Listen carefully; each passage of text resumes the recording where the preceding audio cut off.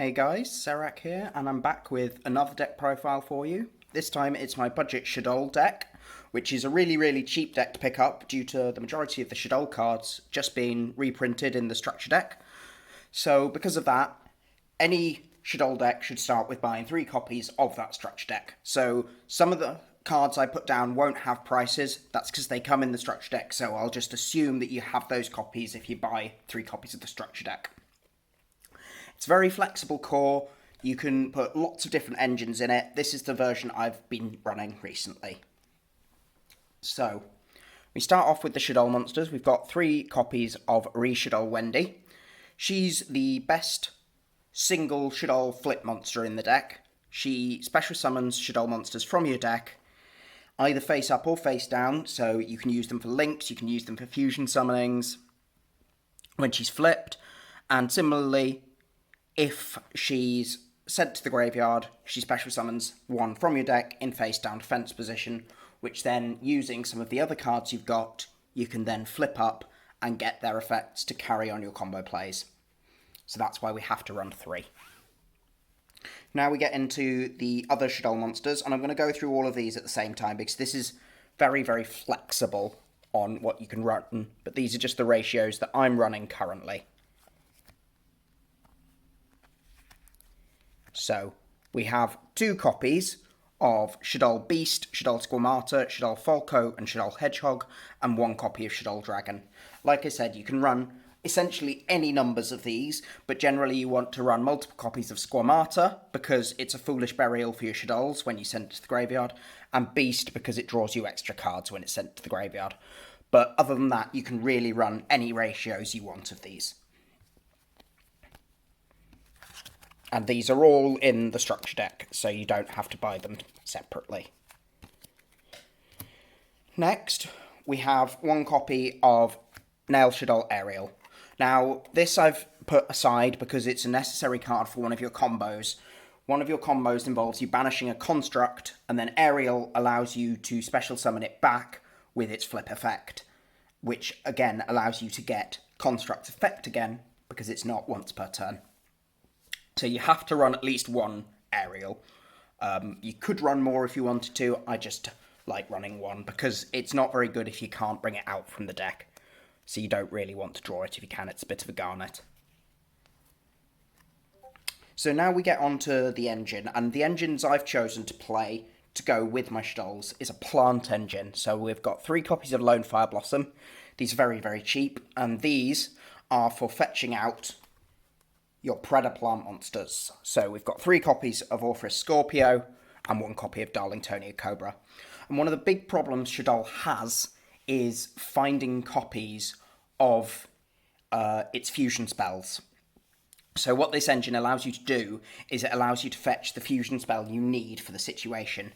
Now, this engine is very weak to Ash Blossom, so you do need to be very careful when playing around that, but it can really help smooth out the deck and just make it function much better. And of course, they're dark monsters, so they work with Winder. Lone Fire's a fire monster, so it works with Grista, so it gives you those attributes as well.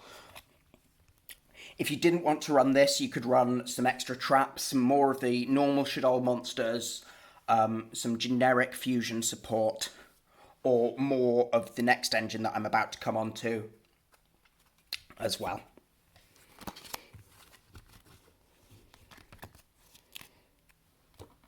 So then the next engine I've got is our Clown engine. Now, these, again, they're just... Hat Tricker and Trick Clown are free special summons, and they provide you with light materials and earth materials, respectively. And Damage Juggler allows you to send to search any Perform Mage monster. So you can send it to the graveyard to summon a construct, search the Hat Tricker, special summon the Hat Tricker, or you can send it to the graveyard, immediately search the Trick Clown if you haven't used your normal summon that turn. So it's really good. You get lots of variety with these plays. They just allow you to make so many more extensions for link climbing and making more fusions. and they provide you with your light targets. So then now we get into the hand trap slot, and for this deck I've chosen Ghost Ogre and Snow Rabbit, but this could be any hand trap slot you wanted. It could be an effect failure, it could be Nibiru, it could be Imperm if you could afford it, it could be Ash Blossom. I've chosen for Ghost Ogre and Snow Rabbit because it's one of the cheapest hand traps, so I've just tried to keep the cost down a bit. Again, it could be any hand traps you own. It's very, very flexible, this slot. Well, the effect will still resolve, but they'll lose the Hulk, they'll lose the Link Cross, and so on. So it helps with combating cards like that. Now we get into the fusion spells. So we have 3 Shaddoll Fusion. This is your main advantage play. If your opponent, so if you're going second, you can fuse from the deck.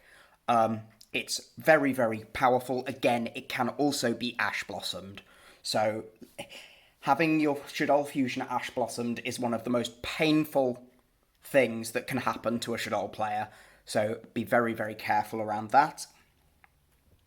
But the advantage this card gives you is so huge, especially compared with the ways we have to recur it, with all our fusions being able to add cards back to our hand. Then have El Shaddoll Fusion, 2 copies. This allows us to dodge targeting effects by fusing into monsters, allows us to make a window on the opponent's turn, and it allows us to push for OTKs. And similarly, we have Super Polymerization. This allows us to break boards. It allows us to fuse into cards without being able to be interrupted if we're going second or the game's gone a bit longer. And again, it also gives us OTK material. And it also helps fuel our graveyard and get clogging cards out of the hand. So we have the last couple of spells. We have 1 Foolish Burial because it's any card in the deck's effect. So why wouldn't you run it? And 1 Called by the Grave, again, because this deck absolutely hates Ash Blossom. I keep saying it, but you need to run it. If you can stop the Ash Blossom that makes your plays go through, you'll have a much easier time. I really wish this card was at 3. I would recommend running 3 if you could, but it's at 1 at the moment. So now we get onto the traps, and there are 4 traps in this lineup, and they're all Shaddoll traps. So we've got Shaddoll Incarnation. This is for one of your combos. This allows you, if it's in the graveyard, it allows you to flip up any Shaddoll the same turn it's set. So because of that, it means that you can do stuff like banishing. You banish it and a construct from your graveyard, flip up an aerial, which immediately allows you to special summon the construct you just banished, which then sends another card from the deck to the graveyard, allowing your plays to keep going. I've put 2 in because ideally, if you draw 1, you tend to lose access to that combo. So having 2 in just gives you that extra buffer zone, if you like. If you draw 1 of them, then you still have 1 copy in your deck to send with the construct. Then we have 1 copy of Shaddoll Core. Sometimes you might need to make a Shekinaga or a Grista, but for Shekinaga or Grista you might not have the requisite materials, so this allows you to substitute it for any attribute. And then finally, new card, Shaddoll Schism. This card allows you to fusion from your graveyard in your opponent's turn, and allows you to send a card that your opponent controls. It does not target the card the opponent controls. The only stipulation is that it has the same attribute as the monster you fuse. So with obviously you have lots of different access to attributes. You have light, dark, earth, and fire in your extra deck. So you can access a wide majority of the different attributes in the game. It, again, allows you to make window on the opponent's turn, but is very, very strong for interrupting the opponent's plays. So that's the main deck I've got, and now let's get onto the extra deck. So, to begin with, we have 3 copies of El Shaddoll Construct. Now, this is the main extra deck monster you go into. It's still a really, really good card. A non-hard once per turn Foolish Burial is really, really strong. And not to mention, when it's sent to the graveyard, you can add any Shaddoll spell or trap back to your hand. So that includes when you link it, when you fuse with it, when you overlay it and detach it, you get a spell and trap back. It's what keeps your advantage going and gives you that grind game. And not to mention, if it battles any special summoned monster, it's destroyed at the start of the damage step. So it allows you to beat over much bigger threats that can be destroyed by card effects, but maybe are difficult to destroy by battle, such as Borrowed Sword.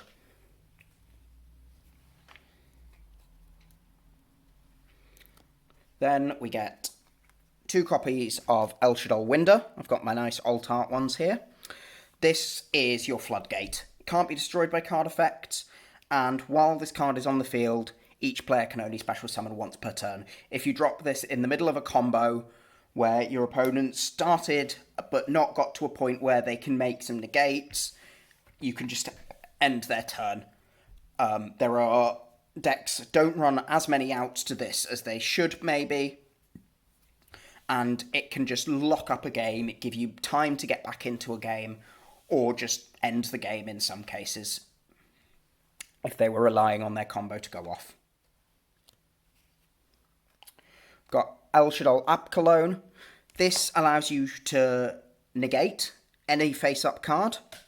So if you make it with El Shaddoll Fusion, or Shaddoll Schism, or Super Poly, or just normal Shaddoll Fusion, you can negate any face-up card's effect. This allows you to bait out negates, it allows you to stop a floodgate effect, or it just allows you to turn off another card's effect. At any point, it could stop a Borrowed Sword from attacking twice, it could stop an access code from blowing up your field, and so on, if you can make it in your opponent's turn. And then the other effect, which is one of the most important ones, is if it's sent to the graveyard, you can add any Shaddoll card from your deck to your hand, and then discard 1 card. So you can search a card, and you can discard the same card you searched, and it discards as an effect, so you will get your Shaddoll monster's effects for being sent to the graveyard. And also, if that's negated, you don't search, but you don't discard. And it's summoned with any 2 monsters with different attributes. Finally, for the Shaddoll monsters, for Shaddoll Fusion monsters, we have 1 Shek and 1 Grista.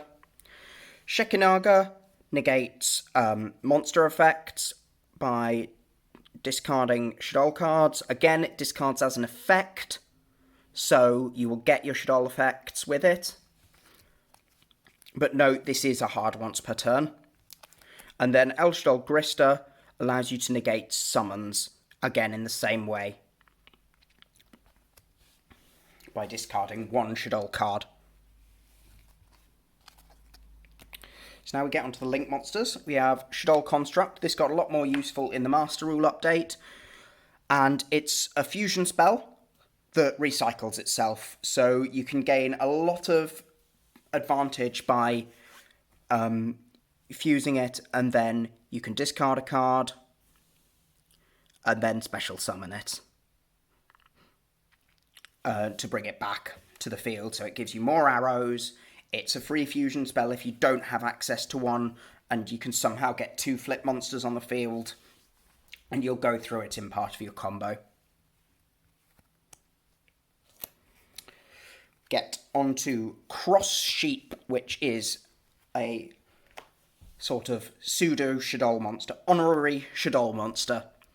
So this card is what gives you so much advantage through your fusion plays when you combine it with cards like Shaddoll Fusion and all your Shaddoll effects. Every time, if you special summon a monster to its link point, you can target any level 4 monster in your graveyard and special summon it. Level 4 or lower monster, sorry, in your graveyard and special summon it. Which just gives you so much free extension that it just gives you more link fodder, more fusion fodder, and so on. It's really, really good. It's gone down in price a lot. When this first came out, this was nearly £15 a copy. It's now £2.50, and you need one of these. We have Gravity Controller. This is an omni-out to just about every single card in the game that can't negate it. Any non-link monster, you just put it in the extra monster zone, link it off for Gravity Controller, and it will spin any card in the extra monster zone to the extra deck. It's not as good as it was in Master Rule 4 because fewer monsters are in the extra monster zones now, but if they've put a big monster in the extra monster zone now, it's very, very, very powerful.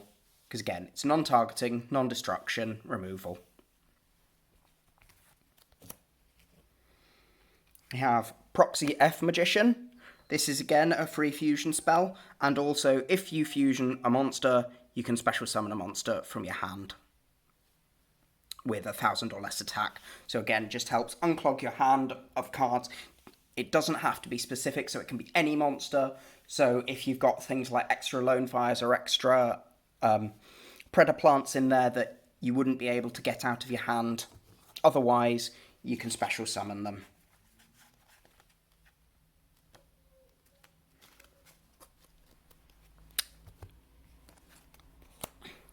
Finally, we have the two Link 4s I've chosen to play.